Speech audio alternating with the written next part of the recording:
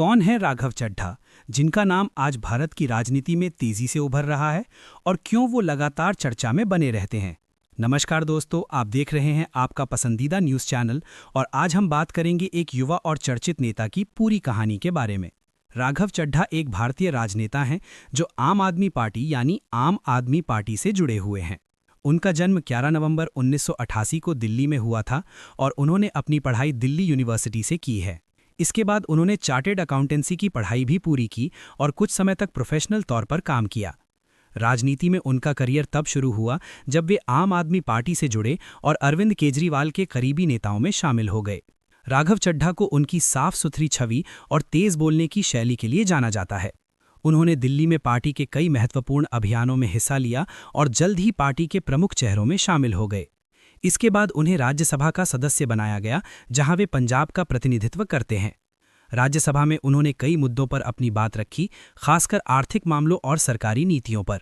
हाल ही में राघव चड्ढा उस समय चर्चा में आए थे जब उन्हें राज्यसभा की एक समिति में नामांकन को लेकर विवाद का सामना करना पड़ा था। इस मामले में उन्हें कुछ समय के लिए संसद की कार्यवाही से निलंबित भी किया गया था। हालांकि बाद में ये मामला कोर्ट तक पहुंचा और चर्चा का विषय बना रहा। राघव चड्ढा की निजी जिंदगी भी काफ़ी चर्चा में रहती है। उन्होंने बॉलीवुड अभिनेत्री परिणीति चोपड़ा से शादी की, जो मीडिया में काफ़ी सुर्खियों में रहीं। एक युवा नेता होने के कारण उन्हें देश की नई राजनीति का चेहरा भी कहा जाता है। उनके समर्थक मानते हैं कि वे ईमानदार और प्रोग्रेसिव सोच वाले नेता हैं। वहीं उनके आलोचक कई बार उनके बयानों और नीतियों की आलोचना भी करते हैं। राजनीति में उनकी लोकप्रियता लगातार बढ़ रही है, खासकर युवाओं के बीच। अब देखना होगा कि आने वाले समय में राघव चड्ढा भारतीय राजनीति में कितनी बड़ी भूमिका निभाते हैं। साल 2023 में राघव चड्ढा को राज्यसभा से सस्पेंड किया गया था। ये सस्पेंशन एक विवाद के कारण हुआ था, जिसमें उन पर आरोप लगा कि उन्होंने एक संसदीय समिति के लिए कुछ सांसदों के नाम उनकी अनुमति के बिना प्रस्तावित कर दिए थे। इस मुद्दे को गंभीर माना गया और विशेषाधिकार हनन का मामला उठाया गया। इसके बाद उन्हें अस्थायी रूप से राज्यसभा से निलंबित कर दिया गया। हालांकि राघव चड्ढा ने इन आरोपों को खारिज किया और कहा कि उन्होंने कोई गलत काम नहीं किया। ये मामला बाद में कोर्ट तक भी पहुंचा, जहां इस पर कानूनी बहस हुई। कुछ समय बाद उनका सस्पेंशन हट गया और वे फिर से संसद की कार्यवाही में शामिल हो गए।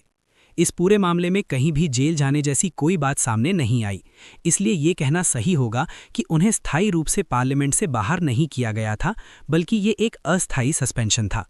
और जेल भेजे जाने की खबर पूरी तरह से अफवाह साबित हुई। ये घटना हमें ये भी सिखाती है कि सोशल मीडिया पर हर खबर पर तुरंत विश्वास नहीं करना चाहिए।